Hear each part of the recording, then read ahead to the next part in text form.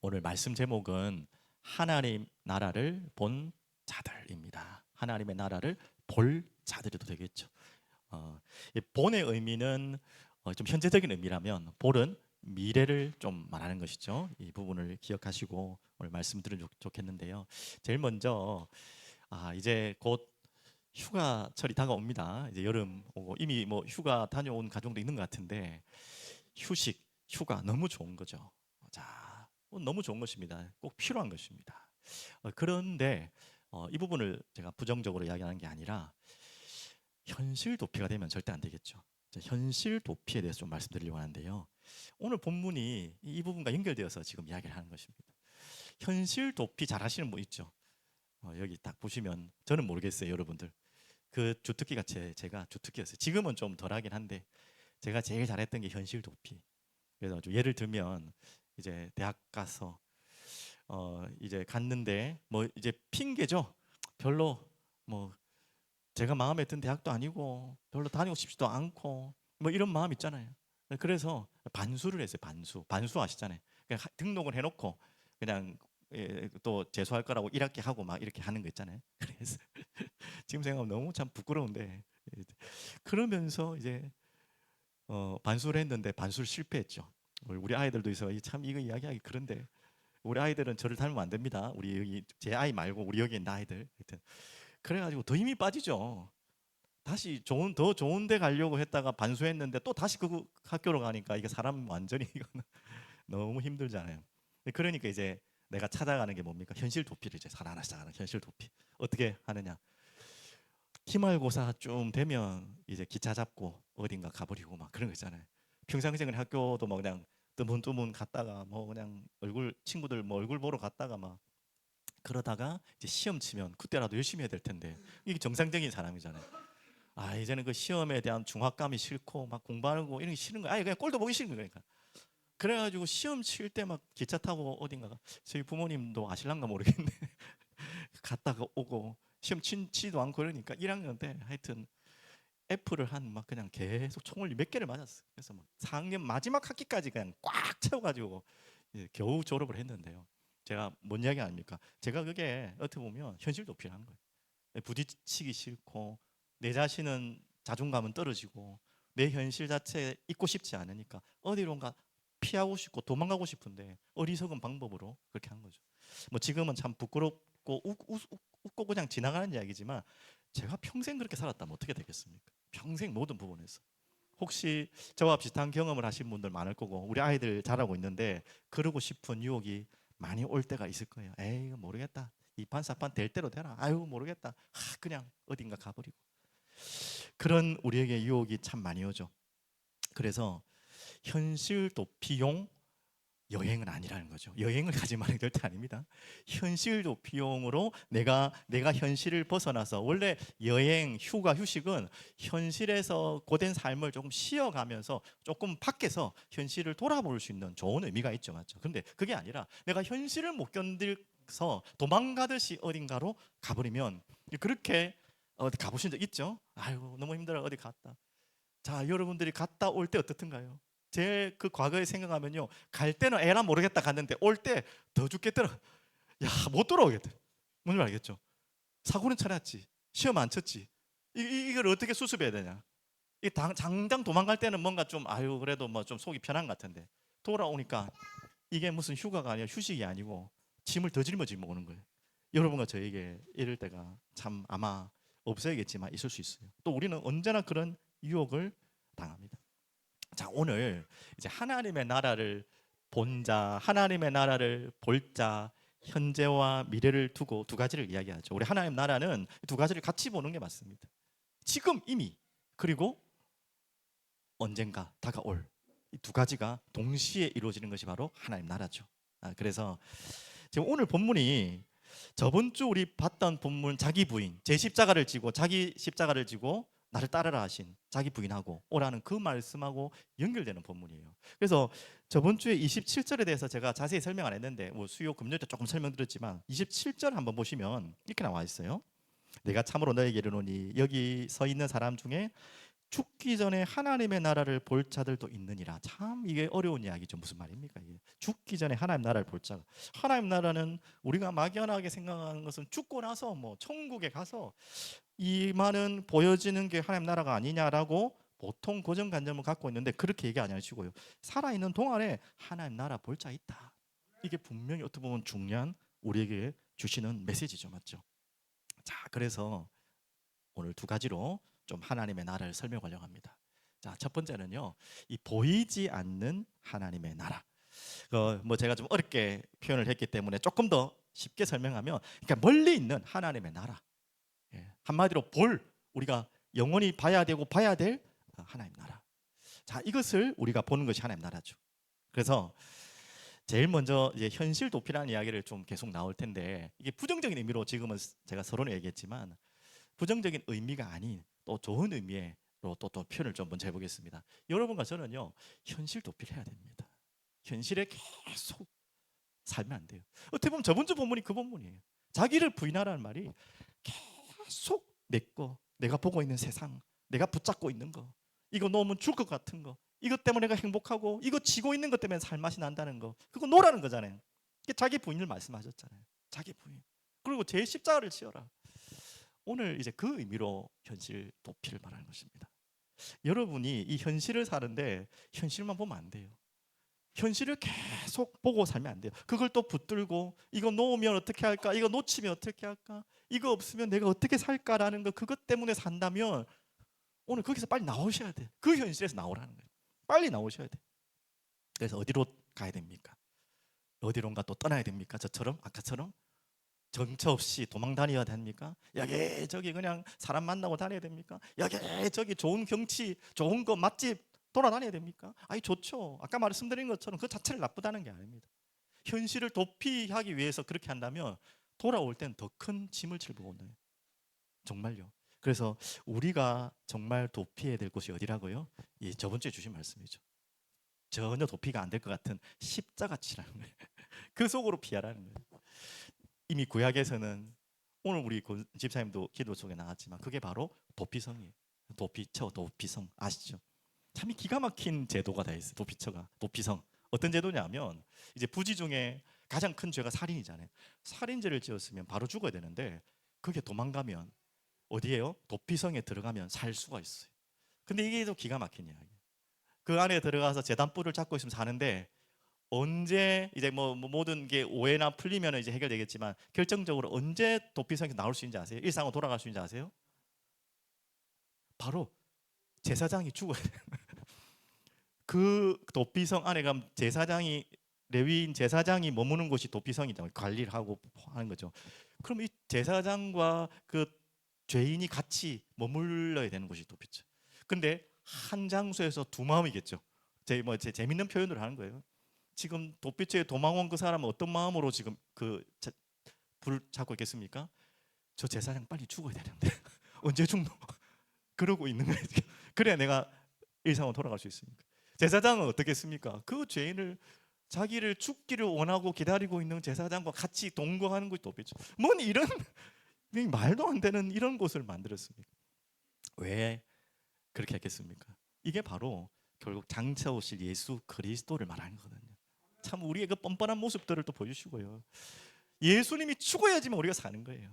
그걸 기다려야 살 수 있는, 그걸 또 따라오라는 말씀이죠. 참 이게 도피처입니다. 그래서 제가 말씀드리고 싶은 것은 뭐냐면 우리의 현실 도피처는 어디밖에 없다고요? 예수 그리스도밖에 없다. 그래서 오늘 말씀이 바로 연결됩니다. 뭐라고요? 오직 예수만. 31절을 먼저 한번 보실까요? 읽었지만 영광 중에 나타나사 장차. 지금 뭐 이 본문 너무 잘 아는 본문이죠. 또 혹시 오늘 처음 보시는 분도 있을까 봐 조금 설명드리면 먼저 좀 설명드리면 지금 28절에 보면 야고보와 베드로와 요한을 데리고 기도하러 산에 올라가십니다. 이 혹시 산에 별칭이라 해야 되나요? 정확하게 무슨 산이라고 안 나와 있지만 별칭이 있어요. 무슨 산이라고 보통 그럽니까? 이곳에서 예수님의 모습이 변화되었다고 해서 온 산의 이름이에요. 우리 아이들 알 것 같은데 변화되어서 생긴 산. 그렇지. 아이고 잘하네요. 그냥 떠먹여 드립니다. 제가 변화산에 올라와서 일어나는 이야기입니다. 진짜 예수님이 지금 모습이 정말 우리가 지금 세상에서 볼 수 없는 모습으로 변화되는 거예요. 마가복음입니까? 다른 복음서에서는 너무 재미있게 표현했는데 뭐라고 표현했냐면 예수님이 옷이 휘어졌는데 얼만큼 휘어졌다? 세상에서 빨아서는 될 수 없도록 휘어졌다는 거예요. 세상의 흰 옷을 빨아도 완전히 휘어지지 않잖아요. 근데 그런 흰 옷이 아니라는 것이죠. 그런 표현까지 쓰는데 오늘 그걸 통해 31절에 보면 그곳에서 또 누가 나타났습니까? 네, 두 명의 중요한 구약의 인물이 나옵니다. 구약의 대표적인 선지자 누구죠? 엘리야. 또 구약의 대표적인 또 선지자 역할도 하지만 중요한 율법을 가르치고 율법을 받아서 성도들에게 백성들에게 전했던 모세, 율법의 대표 모세와 엘리야가 같이 나와요. 예수님과 함께 막 대화를 나누는데 무슨 대화를 나눈다고요? 31절 보십시오. 예루살렘에서 예수님께서 별세하시고, 좀 어려운 단어죠. 우리 아이들은 잘 모를 수 있어요. 별세가 뭐예요? 아이고 우리 누구 별세하셨습니다 이런 표현들을 하잖아요. 예, 돌아가셨다는 죽으실 걸 말하는 거예요.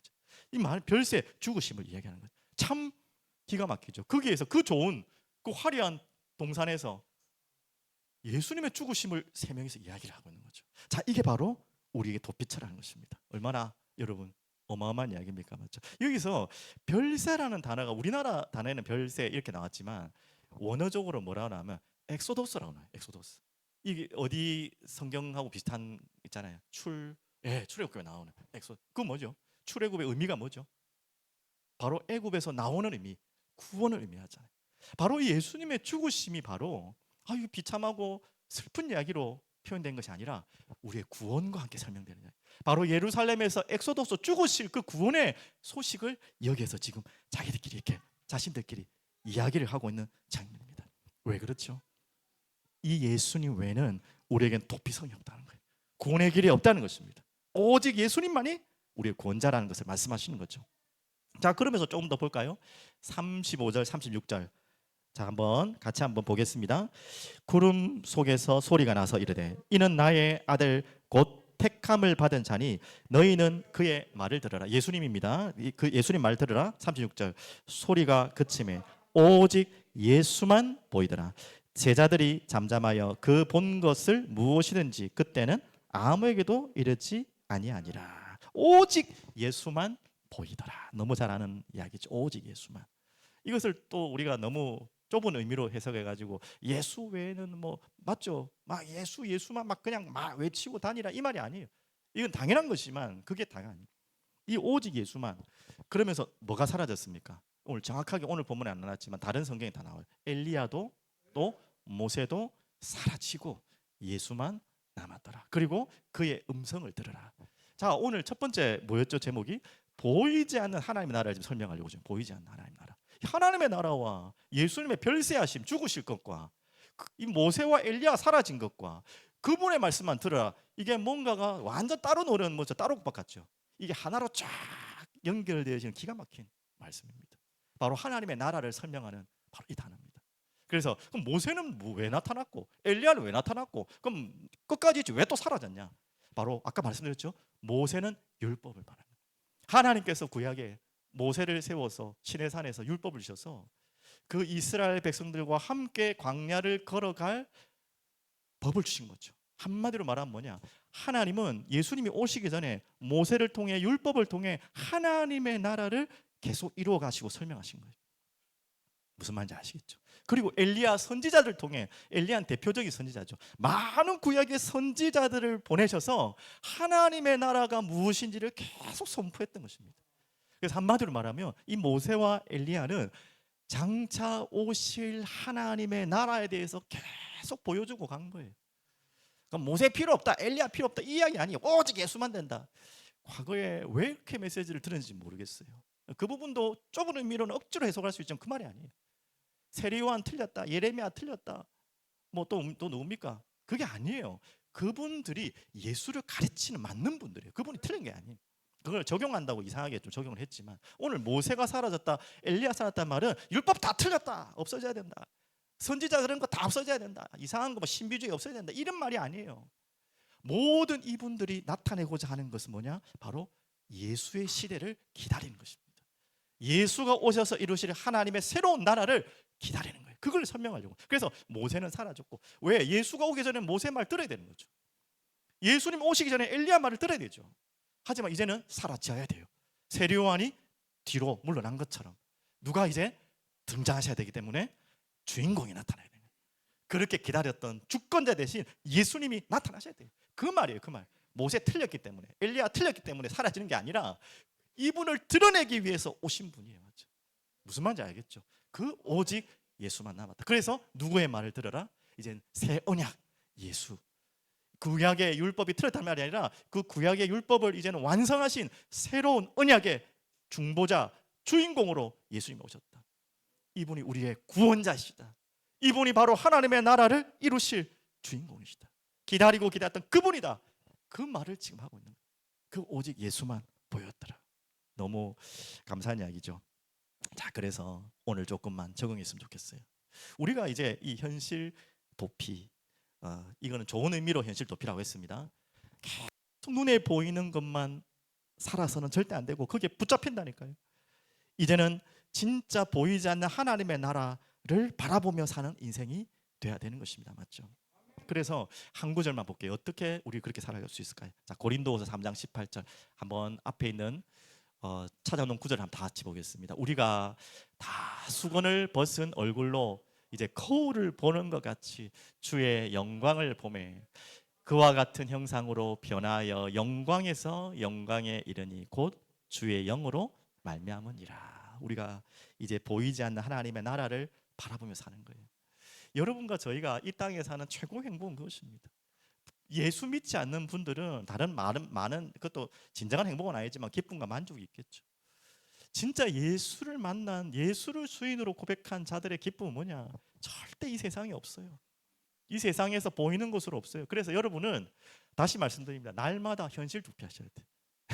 이 의미 이해되셨죠? 부정적인 의미가 아닙니다. 현실에 자꾸 붙잡혀 있지 말고 현실에서 나와셔야 돼요. 현실에 보이는 것에 계속 끌려가지 말고 그 잡으러 다니지 마시고 빨리 나오셔야 돼요. 현실에 붙잡혀 있지 마십시오. 절대로. 그래서 여러분과 제가 이 은혜 속에 있길 바랍니다. 그래, 오직 예수님이면 되는 거 아니냐? 이게 다거든요. 맞죠? 그분이 이루실 하나님의 나라를 꿈꾸며 바라보는 거예요. 그래서 자기 십자가를 져도 되는 거예요. 그게 힘들지 않은 거예요.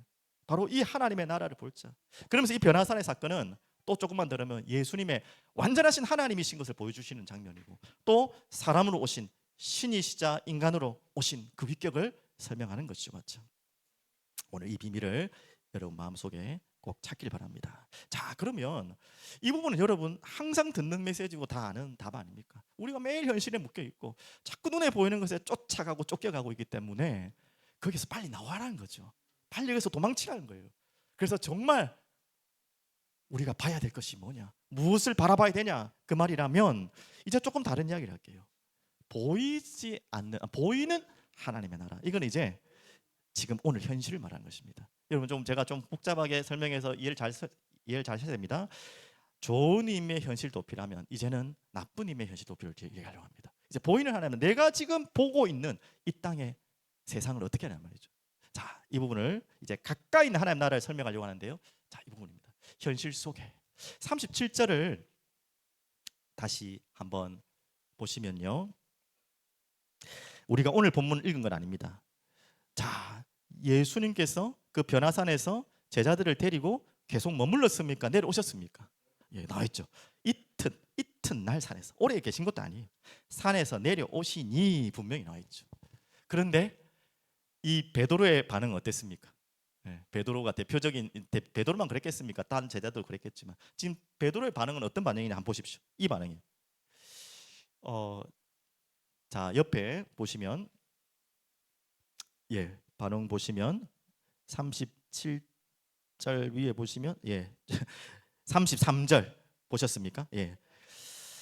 32절. 예, 베드로와 및 함께 있는 자들이 뭐 하고 있다고요? 예, 깊이 졸다가 온전히 깨어나 예수의 영광과 및 함께 선 두 사람을 보더니 두 사람이 떠날 때 베드로가 예수께 여짜오되 주여 우리가 여기 있는 것이 좋사오니 우리가 초막셋을 짓되 하나는 주를 위하여 하나는 모세를 위하여 하나는 엘리야를 위하여 하사이다 하되 자기가 하는 말을 자기도 알지 못하는 약간 코미디 같죠. 자기가 막 졸다가 막 뭐 신비한 걸 보고 그냥 놀라가지고 와 막 입이 벌어진 거죠. 그리고 야, 여기서 집을 짓고 우리 주님 같이 삽시다. 그 말은 뭔 말이죠? 내려가지 맙시다, 저쪽으로. 여기에서 그냥 얼마나 좋습니까? 이 영광스러운 자리에서 우리가 머뭅시다, 그 말이죠. 이 말이 맞습니까, 틀렸습니까? 맞습니까, 틀렸습니까? 예, 맞는 말 같지만 틀린 말. 아까는 목사님 뭐 말이 또 여기 왔다 갔다 하십니까?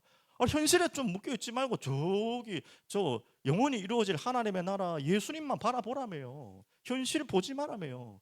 지금 이제 그 이야기를 넘어서 이야기하는 거예요. 뭐냐? 그렇다고 현실을 도피하란 말이 아니에요. 이 베드로처럼 우리는 그러고 싶을 때가 있죠. 그냥 막 특별히 우리 이럴 때 있잖아요. 수련회 은혜가 받고 와가지고 아유, 내 이제 집에 가기 싫다. 이게 맞는 겁니까, 틀린 겁니까? 반은 맞고 반은 틀린 거예요. 야, 너무 뭐 그러신 분도 제발 좀 계셨으면 좋겠지만, 계실지 모르겠지만, 야, 주일 예배 너무 은혜된다. 교회 너무 좋다. 집에 가기 싫다. 웃는 분들의 의미를 모르겠지만 하여튼 그게 뭐 좋은 이야기예요. 하지만 맞는 이야기가 틀린 이야기입니까? 반은 맞지만 틀린 이야기예요. 정확하게 은혜를 받다면 어떻게 되죠? 빨리 가고 싶다 이래야 돼요. 은혜 받은 게 내가 가치가 없다는 게 아니라, 은혜 받은 것이 내가 가볍다는 말이 아니라, 은혜 받은 게 싫다는 말이 아니라, 무슨 말인지 알겠죠? 이 받은 은혜를 가지고 빨리 내 집에 가고 싶다. 이 받은 은혜를 가지고 빨리 내가 가는 직장에 가고 싶다. 내 받은 은혜를 가지고 빨리 사람들 만나고 싶다. 이게 맞는 거예요. 이게 바른 은혜를 받은 거예요. 맞죠? 지금 베드로와 이 사람들은 지금 반은 은혜를 받는데 반을 못 받은 거예요. 지금 빨리 가서 내려가야 되는데 그게 머물고 있고 싶은 것이죠. 그래서 우리가 이 현실 속으로 가장 깊이 들어가는 것이 또한 하나님의 나라입니다. 이 두 가지 하나님의 나라예요. 우리가 막연하지만 우리가 영원히 이루어질 영원한 천국과 그 소망을 이 현실 속에서 바라보며 내가 현실에 붙잡고 있는 걸 내려놓을 수 있다면, 반대로 그 은혜를 가지고 이제는 어디요? 가장 깊은 현실 속으로 들어가야 되는 것입니다. 자꾸 현실을 벗어나는 것이 아니에요. 현실 속으로 들어가는 거죠. 그게 제대로 은혜 받은 사람입니다. 제가 오늘 또 이거 회개할 일이 너무 많은데 뭐 하는 김에 또 하겠는데요. 지금은 진짜 그런 마음 아니니까 우리 집사람한테 참 많습니다. 예전에 이제 은혜 받을 때 많아가지고 은혜 받고 너무 막 하니까 뭐 진짜 하늘나라 보고 온 것 같을 때 있잖아요. 여러분도 그럴 때가 야, 내가 이런 게 있는데 왜 맨날 세상에 이렇게 찌들려가 막 세상 이런 그 은혜 받을 때 있잖아요. 하여튼 그 돌아갈 때에 같이 갔으면 괜찮은데 저만 훈련받고 올 때가 많잖아요. 은혜 받고 올 때 있잖아요. 그때 이제 집사람 보니까 답답해 보이는 뭐 하고 있나 싶고, 이거 뭐 또 하나 더 이야기하면 이렇게 기도하고 이게 막 나름대로 메시지 전하고 하면 저도 막 은혜 충만한데 집에 가면 우리 집사람 막 뭐 이렇게 설거지에 힘들어하고 조금 뭐 이렇게 뭐 투덜투덜 되면 야, 이 뭐 사람인가 싶기도 하고 한 번씩 이게 뭐 이런 것 같고 너무 심했네요. 제가 그까지는 아닌데 제가 좀 과장한다고 한 겁니다. 네, 좀 오해하지 마시고. 그런 속에 있는 마음들이 한편에 아니 은혜를 나눠줘야겠다 마음도 분명히 있지만 한편에 불쑥불쑥 드는 거예요. 이게 제가 은혜를 제대로 받은 겁니까? 반은 잘못 받은 겁니까? 막 완전히 잘못된 건 아니겠죠. 하지만 결국 결론은 잘못된 거죠. 제가 그 부분을 두고 저희 집사람 많이 이야기를 했고 많이 했어요. 그때 당시엔 이해가 안 되나요? 왜 이런 자리에 안 오냐? 왜 이렇게 같이 은혜 못 받냐? 왜 내만 은혜 받냐? 이런 식 있잖아요. 그런 것에 제가 항상 목말라 있었어요. 그러면서 은근히 막 이제 푸시를 한 거죠. 그 집사람 뭐 다 알겠죠, 맞죠? 거기에서 많이 또 눌렸죠. 뭐 다른대로 상황이 있는데 현실이 있고 애기 키우고 뭐 여러 뭘 하느라고 못한 건데 저는 그게 답답해 보이는 거예요. 그가 뭐 여러분과 저도 혹시나 그럴 수 있다는 거예요. 이 변화산에서 올라가서 막 뭔가를 하나님 나라를 보고 오니까 현실을 보니까 다 아닌 거야. 집구석도 아니고 이거 뭐 이 만난 사람마다 막 진짜 사람 같지도 않고 뭐 짐승 비슷하게 보이고 진짜 그럴 수 있다니까요. 이게 진짜 주의해야 될, 우리가 조심해야 될 또 모습이죠. 하물며 믿는 가족 안에도 그런데 여러분 가족 안에 믿지 않는 사람이 있다면 어떻게 하겠습니까? 이거는 더 미치는 거죠, 진짜. 와, 이 예수 있는데 이 예수가 이렇게 와, 예수 이 도피처 좋은데 왜 안 믿어 이걸? 맞아요. 안타깝고 간절하고 애통한 마음 다 있어야죠. 근데 이게 답답하고 이상하고 정말 뭐 이런 인간이 다 있나 싶으면 이거는 큰일 날 일이죠. 근데 우리는 그 줄타기를 항상 할 때가 많았고 저도 가끔씩 있었습니다. 뭐 다행히 성도님들에게는 그런 마음이 많이 없었는데 이상하게 가까이 있는 사람일수록 더 그런 것 같아요. 그래서 더 은혜를 줘야 되는데 더 상처를 주고 더 마음을 맞고 이게 악순환이 된 거죠. 오늘 너무 뭐 제 얘기를 너무 많이 해서 그런데 이렇게 우리가 현실 속에 들어간다는 것이 참 만만치가 않다는 거예요. 그래서 또 어떻게 보면 또 현실에 나오겠죠. 현실에 또 나와버리고 또 도망가는, 이게 진정한 현실 도피가 아니라는 말이에요. 맞죠? 진짜 은혜 받고 현실 속으로 가장 들어가서 남편의 아내로, 아내의 남편으로, 부모의 자식으로, 자식의 부모로 들어가야 되는데, 그 스트레스 받는 직장 속으로 들어가야 되는데, 우리는 아유, 이런 데서 내가 뭘 해? 아, 이 하나님 나라 이 어마어마한 게 있는데 아우 이깟 직장, 이깟 학교. 제가 예전에 그랬던 거예요. 제가 아까 전에 도망 다녔던 이해되셨죠? 그 학교, 제가 예수 안 믿을 때 다닌 학교가 아니라니까. 예수 믿었는데 학교가 이깟 학교 이런 느낌이. 아유 이런데 내가 이런 이 현실 도피하고 그러면서 은혜 받는다고 막 돌아다니고 학교는 오기 싫고 혹시나 그런 갭에 있는 분들도 있을지도 모르겠다는. 이제 제가 근데 은혜 받고 나니까 바뀌는 거예요. 야, 이곳이 최고 좋은 곳이었구나. 하나님이 나에게 보내주신 곳이구나. 진짜 거짓말 아니고. 그래서 저는 좀 교만인지 모르겠지만 자랑하고 다녔어요. 제가 다니는 학교가 세계에서 제일 좋은 학교다. 이거는 정말 멍청하고 바보 같은 이야기겠지만 진짜 제 마음에 그 순간만큼은 진짜였어요. 왜? 진짜 학교가 좋아서가 아니라 제가 너무 그렇게 들은 거예요. 그리고 그때부터 학교의 영혼들이 사랑스러운 거예요. 그 전까지는 아유 뭐 이런 학교에 내가 다니냐 하는데 그 학교에 같이 다니는 사람들이 어떻게 소중하게 느꼈어요? 다 그놈이 그놈들이지. 제가 다니는 학교, 제가 있는 곳이 최고로 하나님 보내신 최고의 장소고 최고의 만남이고 최고의 은혜 장소다 생각하니까 너무너무 사랑스러운 거예요. 그때부터 너무너무 좋은 거예요. 그때부터 기도가 달라지고 진짜 저희 학교 그 옷이 있잖아요. 그 옷 입고 지나다니는 사람마다 눈물 나는 그냥 알지도 못하는데 시내에서 저희 학교 옷 입고 돌아다니면 막 눈물 나고 아유 저 사람 어째 빨리 보험들에. 이게 어떻게 보면 바른 은혜를 받은 거죠. 여러분과 저에게 이 숙제를 잘 넘기실 바랍니다. 아, 내가 현실을 도피하고 영원한 정말 하나님의 은혜 속에 있어야 되지만 그걸 가지고 어디로 돌아간다고요? 가장 밑바닥. 예수님도 그렇게 하셨어요. 예수님이 이 하나님 나라 운동을 위해서 그럼 변화산에 계속 머물러 있어야죠. 자꾸 한 명씩 하면 제자들 데리고 와야지. 세 명만 또 딸랑 데리고 가고 다른 제자들은 데리고 나가고 한 명씩 하면 계속 불러와서 야 이게 하나님 나라, 하나님 나라. 자 이제 그리고 머물러야지. 왜 또 내려가시고요? 하나님 예수님 어디로 내려가셨습니까? 거창한 곳, 대단한 곳, 고상한 곳 아니에요. 세리가 있는 곳으로, 가장 지저분한 장녀들이 있는 곳으로, 가장 지저분한 그 바리새인들이 욕하고 있는 그 회당으로, 스트레스 받는, 한마디로 말하면 가장 스트레스 받는 곳으로만 갔어요. 우리 도망가고 싶은, 피해가고 싶은, 머물고 싶지 않은 그곳으로 계속 들어갔어요. 왜? 그것이 진짜 하나님이 원하시는, 우리에게 원하시는 하나님 나라거든요. 이게 진짜 은혜 받은 사람이 우리가 거하는 하나님 나라입니다. 그래서 조금 연결해서 말씀드리면요, 우리가 스테반의 이야기를 조금 들었으면 좋겠습니다. 우리 수요일인가 금요일 날 말씀드린 것 같은데 이 스데반이 진짜 뭘 봤죠? 영원한 하나님 나라를 봤어요. 돌에 맞아 죽기 전에 더 세밀하게 봤어요. 어떻게 봤습니까?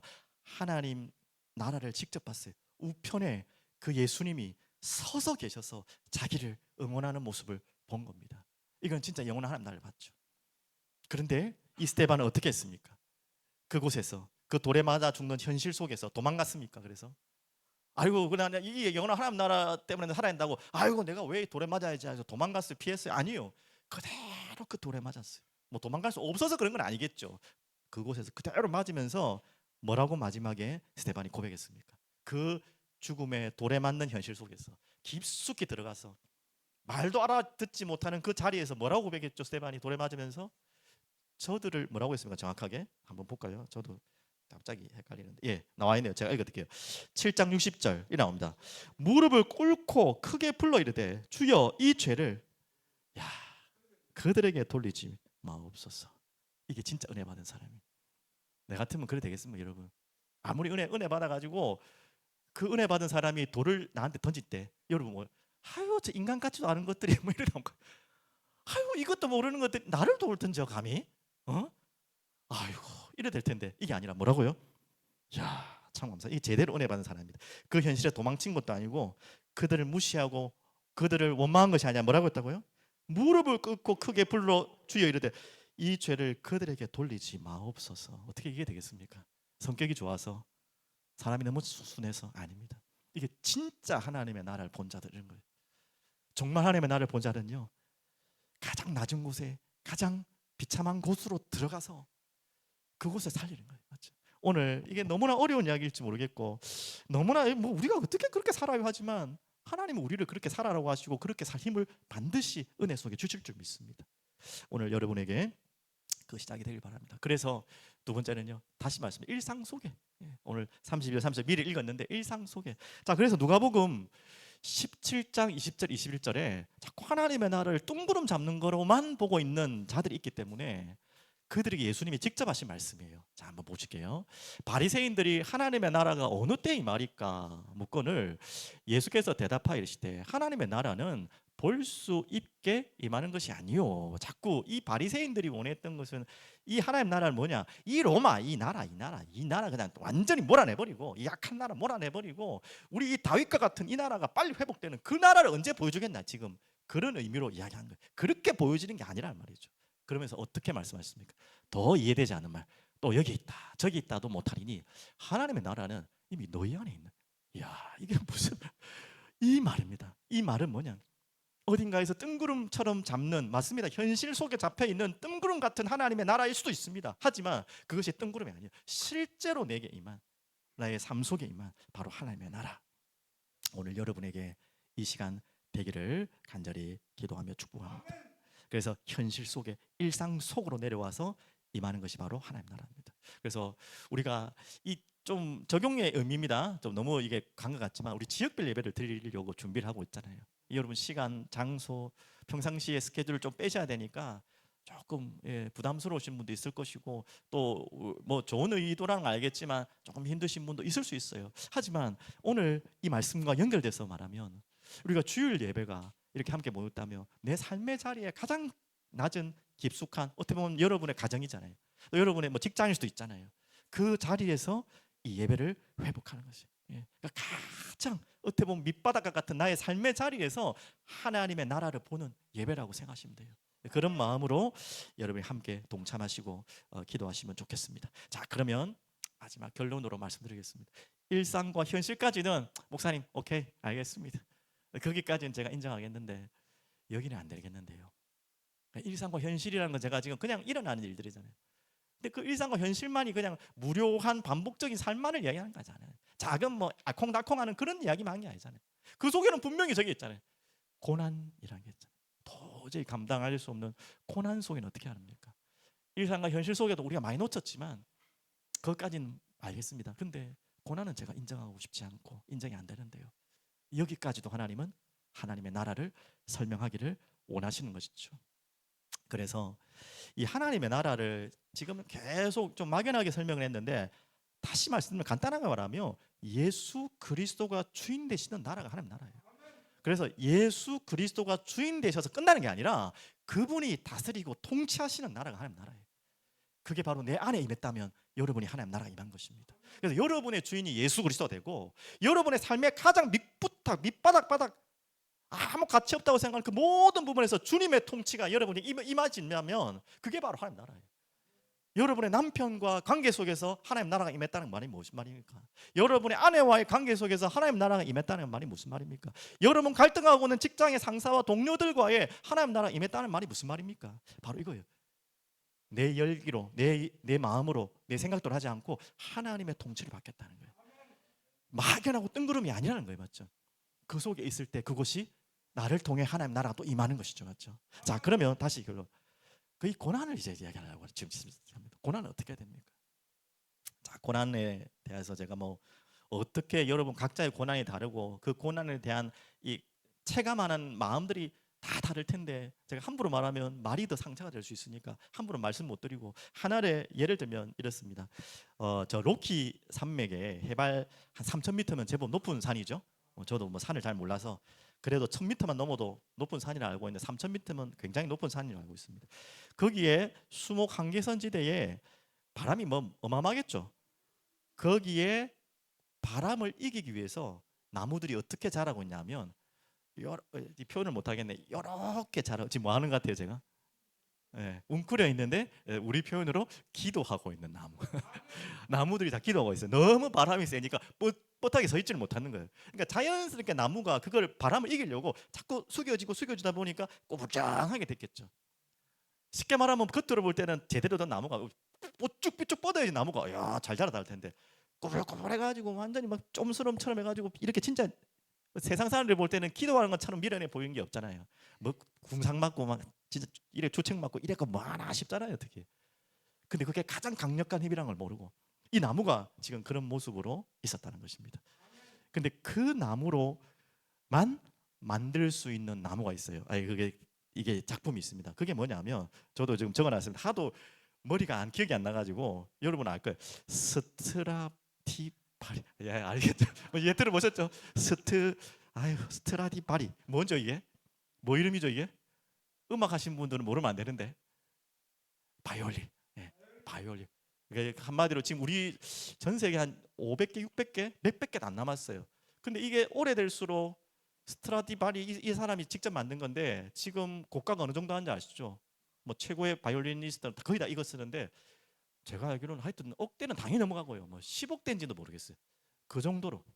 근데 지금 말했던 이 산에서 그렇게 바람 맞아 꾸부정한 나무를 꼭 해서 그 바이올린을 만든대요. 이유는 뭐겠습니까? 뭐 단단한 것도 이유가 있겠지만 그 안에 공명이 있다는 거예요. 공명. 이 바이올린은 이 울림의 소리가 다잖아요. 근데 이 나무는 아무리 깎아도 안 되고 나무 자체에 울림이 있어야 되는 거죠. 근데 이 울림이 가장 잘 나오는 나무가 바로 방금 말했던 그 3,000m 해발의 이 꾸장한 나무를 꺾어서 만들면 됐다는 거예요. 오늘 이야기로 여러분에게 위로가 될지 모르겠지만 답이 좀 되었으면 좋겠어요. 우리에게 찾아오는 고난으로 움츠러져 있고 그래서 우리는 매일 세상 사람들이 볼 때 궁상맞게 기도만 하고 엎드려가지고 그래다가 되겠나 싶은 그런 모습을 보이지만 그게 여러분을 향한 하나님의 그 나무의 울림을 만드시는 것처럼 여러분에게 여러분의 삶의 울림을 만드시는 거예요. 저는 이런 기도 제목도 잡고 있어요. 야, 저 사람 멋있다. 저 사람 참 보기 좋다라는 그 기준 중에 하나가 야, 저분을 보면 참 울림이 있다. 그런 거 있잖아요. 이게 멋있다, 참 보기 좋다라는 것과 울림이 있다는 건 좀 다른 의미예요. 난 우리 사랑이라는 게 모든 가족들을 볼 때마다 야, 저분에게 뭔가 울림이 있어. 어떤 울림이? 좋은 말은 꼭 아닙니다. 고난도 있고 어려움도 있는 것 같지만 그 속에 뭔가 울리고 있는 게 있어. 사람들은요 그걸 보고 듣는 거예요. 맞죠? 멀쩡한 모습을 보고 듣는 게 아니고 왜 스트라디바리 이 악기를 그렇게 들으려고 하고 세계적인 그 연주가들이 이 악기만을 사용하려면 울림이 다른 거예요. 비교가 안 된 거예요. 우리는 뭐 들어봐야 그게 그건데 이 연주자들은 너무 예민하니까 너무 달라서 아예 쓰지를 못해요. 여러분 압니다. 예, 뭐 알려주려고 하는 거 아니지만 정말 울림이 있는 여러분과 저희들이 다 울림이 있길 바랍니다. 어떤 울림이 가슴 속에서 그래 오직 예수만 된다. 그래 하나님의 나라 그거면 된다. 맞죠? 오늘 여러분 마음속에 이 고난이란 어려움 속에 있었지만 그것 때문에 이해할 수 없는 해석할 수 없는 상황이 있었지만 그것이 하나님은 여러분 마음에 세상을 향한 울림통으로 만들기 위한 하나님은 중요한 작업인 줄 믿습니다. 그 기도가 여러분에게 잡히길 바래요. 여러분 볼 때마다 야, 저 사람이 뭔가 울림이 있어. 저번에 과거를 보면 이런 게 있는데 야, 저 사람은 뭔가 울림이 있어. 들어보고 싶어. 내 마음이 열려. 저 울림을 나도 배우고 싶어. 오늘 이 가슴 속에 예수님이 내 마음 속에 담기셔서 그 울리게 하신 그 울림이 여러분 마음 속에서 계속 우러나오는 그런 하나님의 나라의 사람으로 쓰임 받기를 간절히 기도합니다. 살아계신 하나님 아버지 감사합니다. 찬양을 드립니다. 오늘도 영원히 보아야 할 하나님의 나라를 보게 하시고 그 속에서 아주 작고 또 낮은 우리의 모든 현실 속에서 하나님의 나라를 동시에 볼 수 있도록 우리에게 은혜를 베풀어 주시옵소서. 하나님 이 변화산과 같은 우리 교회에서 또 예배드리며 하나님을 찬양하고 예배합니다. 이제 우리가 우리의 각자의 자리로 우리의 삶의 가장 밑바닥으로 돌아가야 됩니다. 그곳에서 더욱 실제로 주님의 통치가 일어나게 하시고 주님의 다스림이 나의 마음과 생각을 울리게 하여 주시옵소서. 그래서 이 주님의 생명의 울림이 우리의 마음을 통과하여 우리의 삶을 통과하여 세상으로 울려질 수 있도록 주님 붙들어 주시옵소서. 예수 그리스도 이름으로 기도드립니다. 아멘.